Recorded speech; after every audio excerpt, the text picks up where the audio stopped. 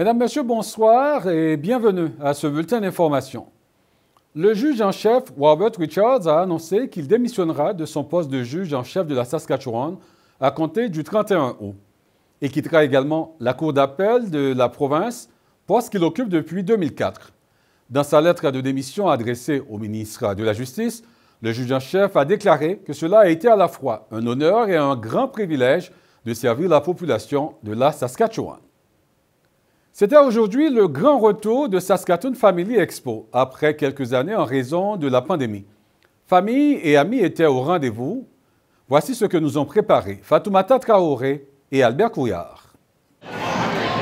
Saskatoon Family Expo a été très bien accueilli par les familles de la province. Plusieurs activités étaient proposées pour l'occasion. Courses de bébés, barbe à papa, peinture et bien d'autres kiosques étaient à la disposition du public. Lindsay Sanderson, coordonnatrice du Saskatoon Family Expo, explique que c'est le premier événement familial de Saskatoon et qu'il a lieu 2 fois par année. Le but est de présenter aux familles ce que Saskatoon a de mieux à leur offrir afin qu'elles puissent en faire l'expérience.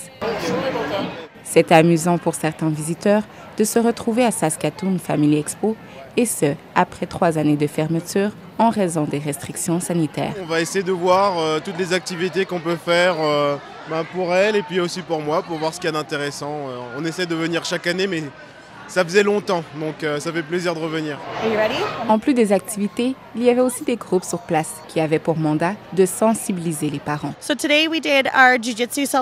Danielle Ford, enseignante en arts martiaux, indique qu'aujourd'hui, ils ont fait du jiu-jitsu, d'autodéfense. Elle affirme qu'il est important que les enfants ne soient pas victimes d'intimidation à l'école. Nous voulons nous assurer que tout le monde est en sécurité à tout âge, dit-elle. Saskatoon Family Expo accueille habituellement entre 1500 et 3000 participants. Une année qui s'annonce prometteuse selon les organisateurs. Ici Fatoumata Traoré, Radio-Canada, Saskatoon.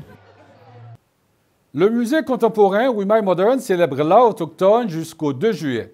Le musée propose Storied Objects, Métis Art in Relation, une exposition dans le temps avec de l'art historique et contemporain de 30 artistes, visant à valoriser l'art autochtone.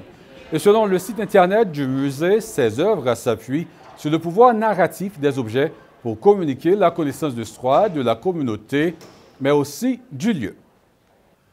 Voilà, mesdames, messieurs, c'est ce qui complète ce bulletin d'information. On se retrouve plus tard et d'ici là, bonne soirée.